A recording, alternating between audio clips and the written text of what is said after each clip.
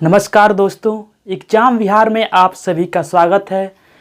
आज के इस टॉपिक में हम बात करेंगे बिहार के मध्यकालीन इतिहास के बारे में। दोस्तों, मध्यकालीन इतिहास का समय 12वीं शताब्दी से लेकर 18वीं शताब्दी के बीच में मानी जाती है, लेकिन 12वीं शताब्दी से पहले 8वीं शताब्दी से 12वीं शताब्दी के बीच को हम पूर्व मध्यकाल कहते हैं। तो आज के इस वीडियो में हम पूर्व मध्यकाल के ही बारे में चर्चा करेंगे। उसके बाद अगले वीडियो में हम मध्यकाल के बारे में चर्चा करेंगे। तो पूर्व मध्यकाल का समय 8वीं से 12वीं शताब्दी तक मानी जाती है। इस शताब्दी में बिहार में कुछ राजवंशों ने शासन किए। उनमें से एक सबसे प्रमुख है पाल वंश। उसके बारे में हमें आज अध्ययन करना है। दोस्तों, हर्षवर्धन की मृत्यु और बंगाल के गौड़ शासक शशांक की मृत्यु हो जाने के बाद बिहार एवं बंगाल के क्षेत्र में राजनीतिक अव्यवस्था चरम पे थी। इस समय में बिहार एवं बंगाल के सामंतों ने गोपाल नामक एक कुशल सेनापति को अपना शासक बनाया। पाल वंश की स्थापना होती है और इस पाल वंश ने काफ़ी लंबे समय तक बिहार एवं बंगाल के क्षेत्रों में शासन किया।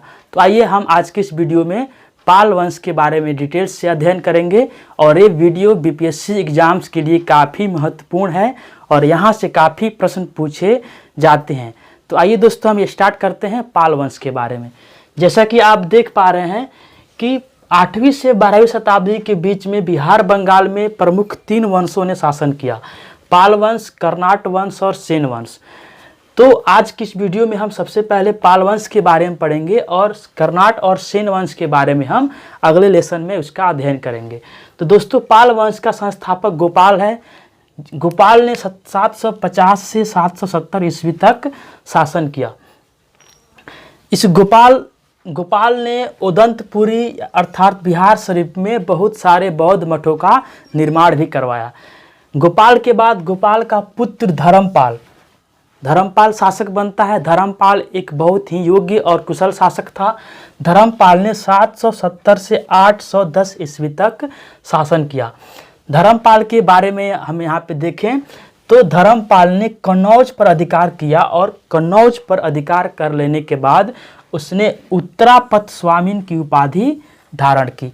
दोस्तों, कन्नौज जो कि हर्षवर्धन का राजधानी हुआ करता था और हर्षवर्धन की मृत्यु के बाद कन्नौज के लिए 3 वंशों ने लगातार संघर्ष किए। उसे हम त्रिपक्षीय संघर्ष के नाम से जानते हैं। जिस समय बिहार बंगाल के क्षेत्र में पाल वंश के शासकों का शासन चल रहा था, उसी समय भारत के पश्चिम क्षेत्र में प्रतिहार और दक्षिण क्षेत्र में राष्ट्रकूट शासक भी शासन कर रहे थे। तो यहाँ पे हम इसको देख सकते हैं कि बिहार बंगाल के क्षेत्र में पाल शासक, पश्चिम भारत में प्रतिहार, गुज्जर प्रतिहार और दक्षिण भारत में राष्ट्रकूटों का शासन चल रहा था। और इन तीनों ही क्षेत्रों का जो सीमा था वो कन्नौज, जो कि यहाँ पे उत्तर प्रदेश में स्थित है, उससे मिलती थी। तो हर्षवर्धन के समय कन्नौज हर्षवर्धन की राजधानी हुआ करती थी और कन्नौज काफ़ी समृद्ध और शक्ति का केंद्र बन चुका था। तो हर्षवर्धन की मृत्यु के बाद कन्नौज पर अधिकार करने के लिए इन तीनों ने, पाल, प्रतिहार और राष्ट्रकूटों ने, तीनों ने ही आपस में काफ़ी संघर्ष किए। इसी संघर्ष को हम लोग त्रिपक्षीय संघर्ष के नाम से जानते हैं। तो दोस्तों, ये काफ़ी महत्वपूर्ण फैक्ट है कि त्रिपक्षीय संघर्ष में कौन कौन से शासक शामिल थे। तो पाल शासक थे, राष्ट्रकूट और प्रतिहार। तो धर्मपाल वो पाल वंश का पहला शासक था जिसने कन्नौज पर अधिकार किया और फिर उसके बाद वह भी त्रिपक्षीय संघर्ष अर्थात कन्नौज के लिए संघर्ष में शामिल हो गया। तो यहाँ पे हम देख पा रहे हैं कि कन्नौज के लिए त्रिपक्षीय संघर्ष में शामिल होने वाला पहला पाल वंश का शासक धर्मपाल है। इसके अलावा इस संघर्ष में धर्मपाल को प्रतिहार शासक वत्सराज एवं राष्ट्रकूट शासक ध्रुव ने पराजित भी किया।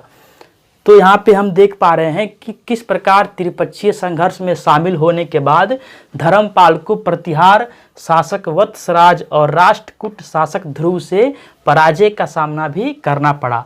इसके अलावा धर्मपाल के बारे में विशेष बात, धर्मपाल ने विक्रमशिला महाविहार की स्थापना कराई।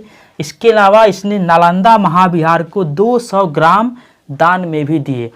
तो पाल शासक बौद्ध धर्म के संरक्षक माने जाते हैं और इन्होंने बहुत सारे ऐसे कार्य किए जो बौद्ध धर्म को आगे बढ़ाने के लिए काफ़ी महत्वपूर्ण है।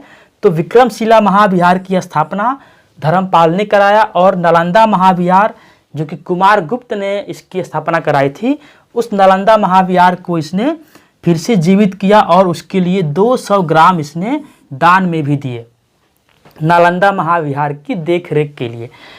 दोस्तों, धर्मपाल के बाद जो अगला शासक है धर्मपाल का पुत्र देवपाल, देवपाल शासक बनता है। देवपाल भी बहुत ही योग्य और कुशल शासक था पाल वंश का। धर्मपाल का जो शासनकाल है वह 810 से 850 ईस्वी तक है और देवपाल की राजधानी मुंगेर थी। इसको भी हम यहाँ पे ध्यान रखेंगे कि पाल वंश के शासकों की राजधानी मुंगेर थी। देवपाल भी अपने पिता धर्मपाल की तरह त्रिपक्षीय संघर्ष में शामिल रहा और इसने प्रतिहार शासक नाग भट्ट द्वितीय को पराजित किया। इसके अलावा इसने कंबोज के हुड़ों को भी पराजित किया।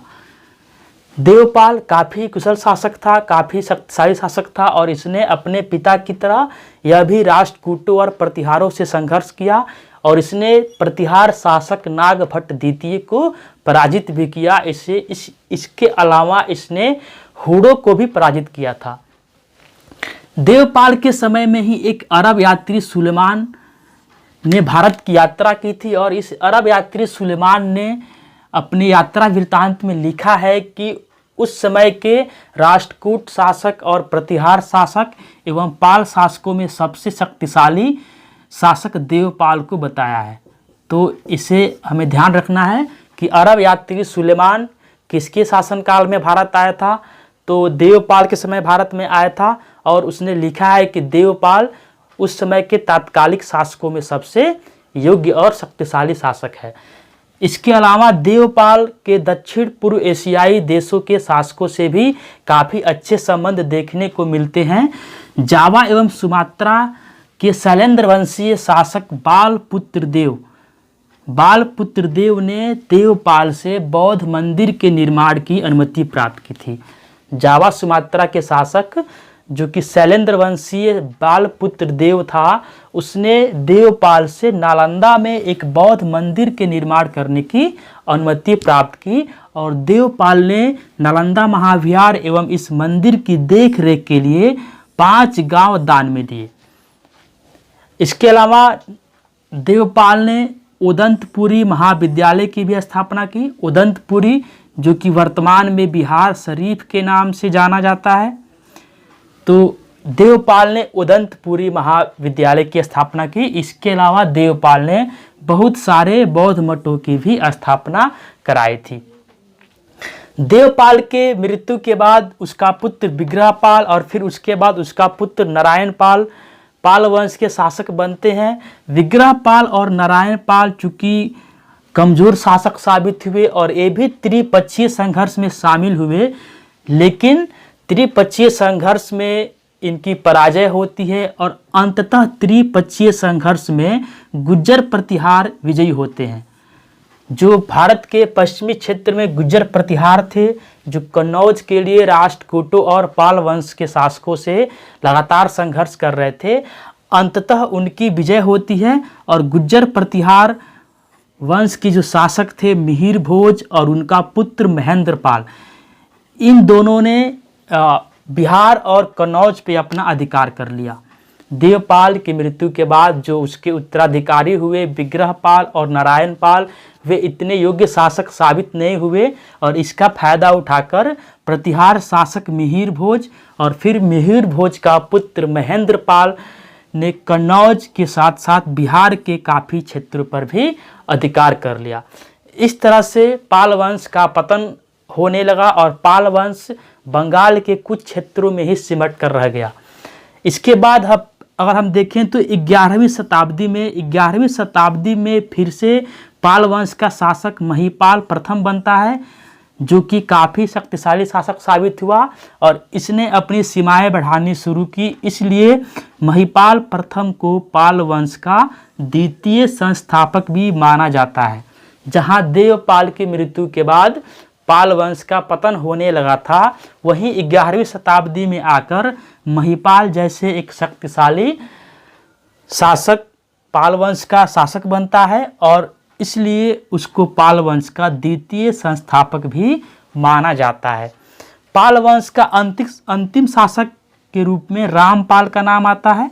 रामपाल जो कि पाल वंश का अंतिम शासक था। इस रामपाल के समय में भारत पे यानी कि 11वीं शताब्दी में भारत के पश्चिमोत्तर क्षेत्रों पे तुर्कों का आक्रमण होना शुरू हो जाता है। हम जानते हैं कि तुर्कों में महमूद गजनवी, उसके बाद फिर मोहम्मद गौरी ने भारत पे आक्रमण किए, कई बार आक्रमण किए। तो उस समय पाल वंश का अंतिम शासक रामपाल था और इसी समय में भारत पे तुर्कों का आक्रमण होना शुरू हो जाता है। तो इस प्रकार रामपाल पाल वंश का अंतिम शासक साबित हुआ और रामपाल ने हजारों शिव मंदिरों की निर्माण भी कराया। इसके लिए वह जाना जाता है। रामपाल पाल वंश का वह शासक था जिसने हजारों शिव मंदिरों का निर्माण करवाने के लिए प्रसिद्ध है। तो दोस्तों, इस तरह हमने देखा कि पाल काल के महत्वपूर्ण शासकों के बारे में, पाल वंश के महत्वपूर्ण शासकों के बारे में, और पाल वंश को हम यहाँ पे बौद्ध धर्म से जोड़ के भी देखेंगे क्योंकि पाल वंश बौद्ध धर्म के प्रशय के रूप में जाना जाता है। तो पाल वंश के शासकों और बौद्ध धर्म के बीच जो संबंध है उसको यहाँ पे हमें देखना है। तो पाल वंश के काल में ही बौद्ध विद्वान शांत रक्षित और आतिश दीपंकर तिब्बत की यात्रा पे गए। बौद्ध धर्म के प्रचार प्रसार के लिए शांत रक्षित और आतिश दीपंकर जो कि बौद्ध विद्वान थे और उन्होंने तिब्बत की यात्रा की। इसके अलावा पाल शासकों द्वारा बहुत सारे बौद्ध मठों का निर्माण कराया गया एवं बौद्ध विहारों का निर्माण कराया गया। जैसा कि यहाँ पे हमने देखा कि गोपाल के द्वारा उदंतपुरी बिहार शरीफ में बहुत सारे बौद्ध मठों का निर्माण करवाया गया था। इसके अलावा धर्मपाल के द्वारा नालंदा महाविहार को 200 ग्राम दान में भी दिए गए थे। विक्रमशिला महाविहार की स्थापना कराई गई थी। इसके अलावा देवपाल के द्वारा उदंतपुरी महाविद्यालय की स्थापना कराई गई थी। तो इस प्रकार हमें यहाँ पे देखना है कि पाल शासकों ने बहुत सारे बौद्ध मठों और बौद्ध विहारों की स्थापना कराई, उनको संरक्षण प्रदान किया तथा उनकी देखरेख के लिए दान भी दिए। जैसा कि नालंदा महाविहार के लिए धर्मपाल ने 200 गांव दान में दिए और देवपाल ने 5 गांव दान में दिए थे। इसके अलावा महात्मा बुद्ध के अलावा हिंदू देवी देवताओं की बहुत सारी मूर्तियों का भी निर्माण करवाया। ये मूर्तियां कांसे की बना करती थी और पाल काल के समय पाल वंश की जो प्रमुख मूर्तिकार थे उनमें धीमन और विठपाल का नाम आता है।